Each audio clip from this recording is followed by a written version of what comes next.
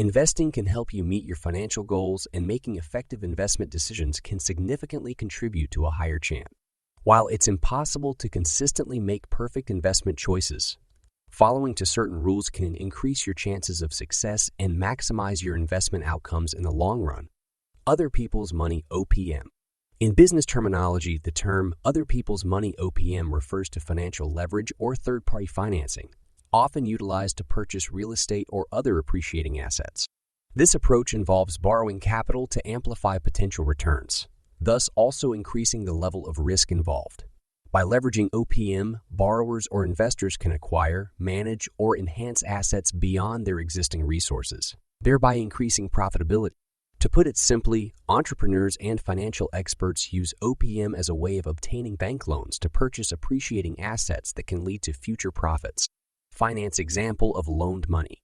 For instance, if an investor puts down $1,000 for an asset that may appreciate or depreciate by 20% in the future, a 20% increase in value would yield a profit of $200, whereas a 20% decrease in value would result in a loss of $200.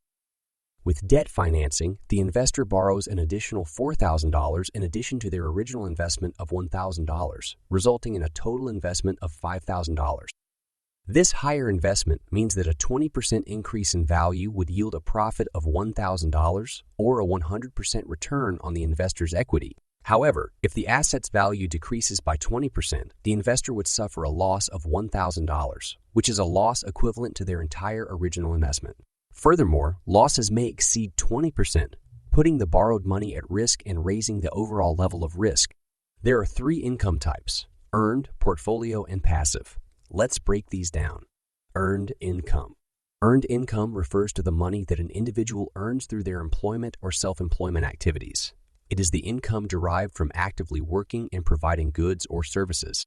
This is the most common form of earned income, where individuals receive regular payments in exchange for their work. It can be in the form of a fixed salary or an hourly wage. Portfolio income.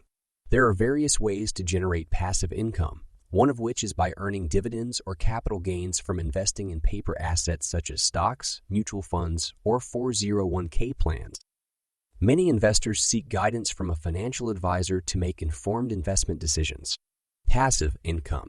Passive income is money earned without actively working for it, and it can come from various sources such as rental properties, limited partnerships, businesses, or royalties from books or online courses. Consider the example of creating and launching an online course and charging $100 for each download. Once the initial work is done, the course will continue to generate income passively in the future. However, it's important to keep in mind that passive income is still subject to taxation, although the tax rates are typically lower and there are deductions available. For instance, in real estate, expenses such as depreciation, maintenance, upkeep, and repairs can reduce the taxable amount. Educating about finance. Financial education is often lacking in schools and universities, where students are taught financial literacy but not how to make money work for them. Investing requires self-education, and knowing how to leverage assets, liabilities, debt, and cash flow is key to success. Basic accounting and cash flow management are also crucial. Conventional education emphasizes getting a high-paying job, paying taxes, and paying off debt, neglecting entrepreneurship and passive income avenues. Combining financial education with academic and professional studies is essential. The widening wealth gap means young people are earning less than their parents or grandparents relative to the high cost of living, including high rent and student loan debt. Investing is risky.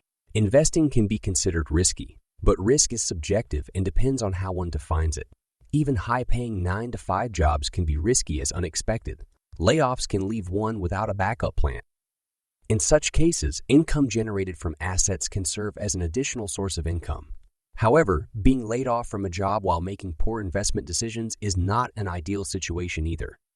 This is where financial education comes into play, as it empowers individuals to make informed decisions and live a financially stable life. Real estate investments may seem risky, but with knowledge, experience, and careful consideration, one can make informed decisions on where and how to invest. Financial education is crucial in this regard, as it enables individuals to shift their mindset and make sound investment decisions. Overall, you must first learn how to use financial leverage, differentiate between various types of income, Learn how to expand that income and gain a basic understanding of accounting and cash flow. These are essential rules that must be mastered to invest successfully.